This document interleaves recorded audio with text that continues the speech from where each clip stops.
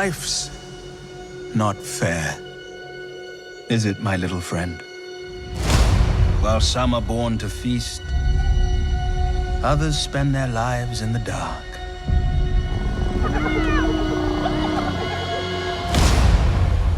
Begging for scraps. My first question is, Scar has one of the most iconic Disney villain songs, which is Be Prepared, which has to be changed because of the realism of this movie. I'd like to know, what did you think of the scene when they pitched it to you, and how did you feel when you recorded? Yeah, I felt great. You know, I was recording with Hans Zimmer in Abbey Road. So it was a very, it was kind of an amazing occasion, and and this great song in Scar's journey in the story, this really amazing kind of turning point for him in the story, and this decision that he's made, to take everything to this incredible level, to escalate things to this terrible place, and trying to sort of uncover and unpick why he's got to that place, how he's got to that place, what his psychology is, and to do that within the context of this kind of realism, that we're sort of playing with here, was great fun, actually. Mm-hmm. Disney villains have received a lot of love from fans.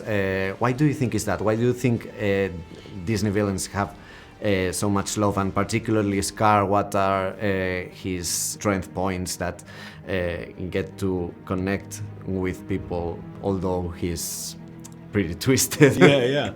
Well, there's a few things. I think first of all, there's the fact that he's such an interesting villain, and he's so terrible, and what he does is so terrible. Just his behavior.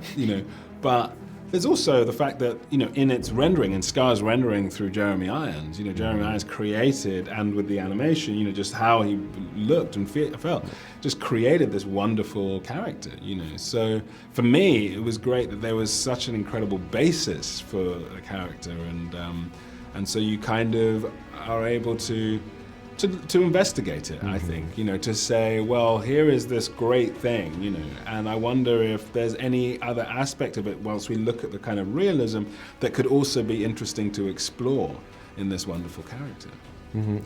Jeremy Irons did a pretty Shakespearean voice for Scar, and did you want it to look for anything in particular to give your Scar his own personality, adding to the legacy of the character? Yeah, I suppose I wanted to kind of, I wasn't really looking at either doing something that was either similar or different to what Jeremy Irons had done. I just loved that as a separate thing. So I didn't revisit, for example, the film. I didn't watch but that's not to say that I wasn't intimately aware of it. But you know what I mean? I know the film so well that it didn't matter really whether I watched it again or not. I know it that well.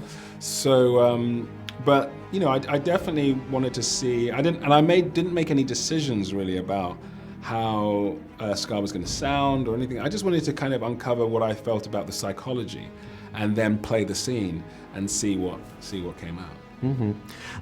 At first, the design of Scar had a very mixed reactions from fans, because he wasn't the one that didn't look a lot like the one in the animated film. I'd like to know, how do you leave these projects that like this one or Doctor Strange, that have like a fan base so invested that they analyze every detail, and that the slightest change is like World War III for them? Yeah.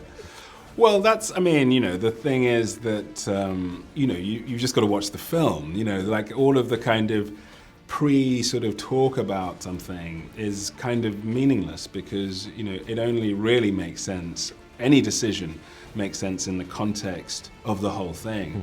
And that's something that you do have to decide for yourself when you go and you sit in the cinema, if you choose to, and watch something and engage with it, So all of the decisions and the anger and the shouting, which is all the kind of, the internet is a funny place, because it can be so it can be very helpful, and, you know, we all know the arguments about it, and social media and whatever. But and at the same time, it can be a place that you can't really have constructive thought and engagement. But I would say with something like this, and with any kind of fan-based thing, what is always important in the end, and everybody knows that really, even the people who are sort of, you know, but they know in the end that you just go and watch the film, and then you might have a completely different idea when that 2 hours later than you had for the 3 months when you were screaming about something. Yeah.